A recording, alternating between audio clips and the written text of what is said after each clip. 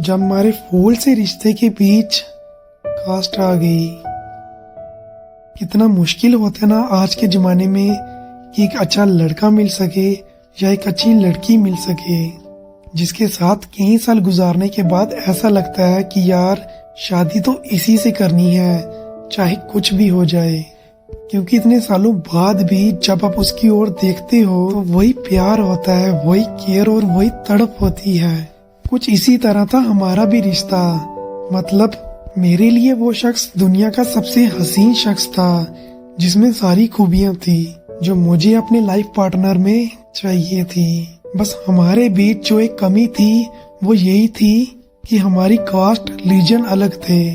ऐसा नहीं है रिलेशनशिप से पहले पता नहीं था या कुछ पता था, लेकिन यकीन था कि हम मना लेंगे क्योंकि हमने एक दूजे के लिए प्यार बेशुमार देखा था और हम सफर मान भी लिया था। जैसे जैसे दिन पास आए हम पूरे कॉन्फिडेंस के साथ आगे बढ़ते गए। मन में डर से ज्यादा विश्वास था कि सब ठीक हो जाएगा, हम एक हो जाएंगे। फिर एक दिन हमने अपने पेरेंट्स को बताया। उन्होंने सुनते ही ये बात कही कि उनकी कास्ट अलग है, रिलीजन अलग है, हम ये नहीं कर सकते हैं। समाज में हमारी क्या इज्जत रह जाएगी, नाक कट के रह जाएगी।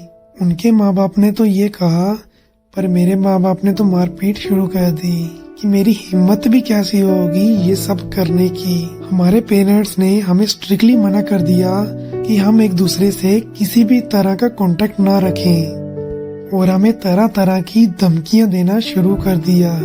हम दोनों आखिर तक लड़ते रहे पर हमारी किसी ने एक ना सुनी। हम दोनों को ये गवारा नहीं था कि हम अपने पेरेंट्स की खुशी के खिलाफ जाकर शादी कर सकें। समझ में नहीं आता कि क्यों जब हम अपने पेरेंट्स के बारे में इतना सोच सकते हैं तो बदले में वो क्यों नहीं सोच सकते हमारे बारे में, हमारी खुशियों के बारे में, हमारी फीलिंग्स के बारे में। उनके लिए समाज अपने बच्चों की खुशियों से ऊपर कैसे हो जाता है?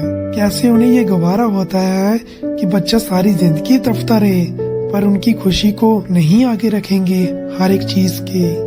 कर दिया अलग, पड़ गई तसल्ली, कर दिया दो दिलों को जुदा हमेशा हमेशा के लिए। समझ नहीं आता कि क्यों हमारे रिलीजन्स, हमारी कास्ट, हमारी खुशियों और जज्बातों से भी ऊपर हो जाते हैं। कितने दिल रोज टूटते हैं सिर्फ कास्ट और रिलीजन की वजह से।